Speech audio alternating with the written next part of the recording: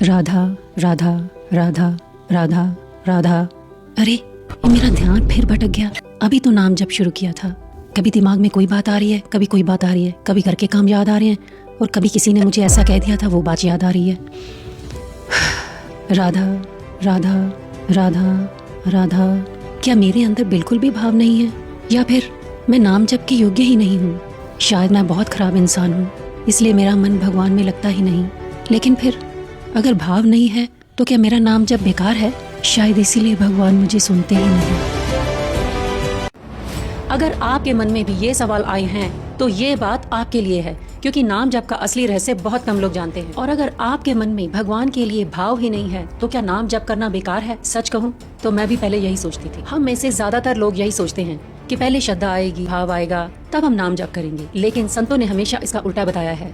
भाव आने के बाद नाम जप नहीं होता, नाम जप करने से भाव आता है। इसलिए अगर आपका मन नहीं लग रहा तब भी नाम जप करते रहिए। अगर आपके अंदर अभी भक्ति नहीं है तब भी करते रहिए। अगर आप किसी इच्छा से कर रहे हैं तब भी करते रहिए। सोचिए, जब हम चिंता में होते हैं तो हमारा मन एक ही बात को 100 बार सोचता है, क्या होगा, कैसे होगा, अगर ऐसे हो गया तो।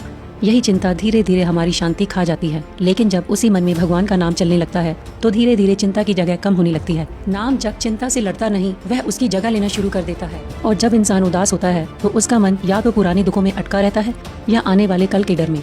नाम जब उसे बार बार वर्तमान में वापस लाता है, यही इसी पल में।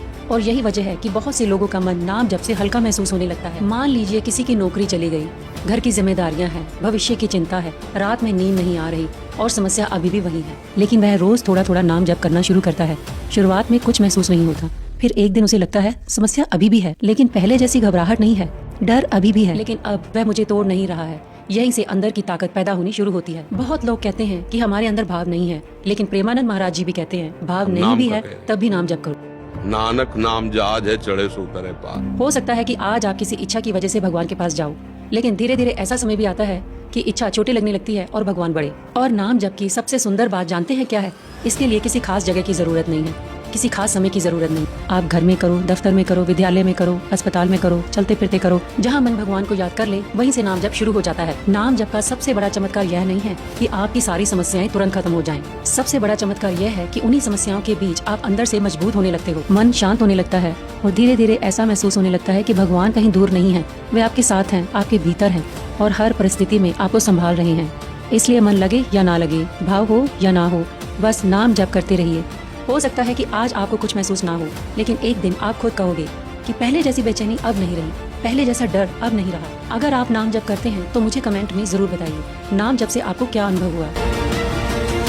हर कथावाचक नाम जप करने की ही बात करता है। अगर नाम जप इतना ही शक्तिशाली है तो फिर करोड़ों लोग दुखी क्यों हैं? सबसे बड़ा सवाल, मुझे क्या मिलेगा नाम जप करके? पैसा, सफलता, नौकरी, या फिर ये सिर्फ लोगों का मन बहलाने वाली बातें हैं?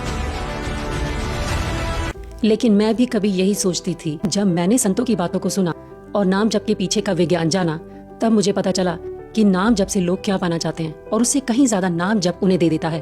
और आज मैं आपको बताऊंगी कि क्यों प्रेमानंद महाराज जैसे संत कहते हैं कि भाव नहीं भी है तब भी नाम जप करो, क्योंकि नाम जप का असर आप पर पड़ना शुरू हो जाता है, चाहे आपके अंदर भाव हो या ना हो।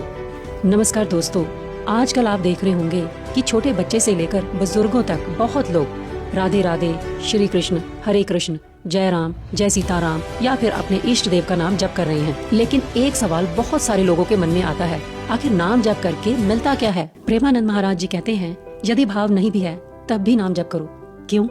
क्योंकि भगवान का नाम स्वयं भगवान से अलग नहीं है। जिस प्रकार आग को छूने पर आग जलाती ही है, चाहे आग के बारे में ज्ञान हो या ना हो, उसी प्रकार भगवान का नाम भी अपना प्रभाव अवश्य दिखाता है, चाहे शुरुआत में आपके अंदर भाव हो या ना हो। सोचिए, जब कोई बच्चा स्कूल जाता है तो क्या उसे पहले दिन ही पढ़ाई का महत्व समझ में आ जाता है?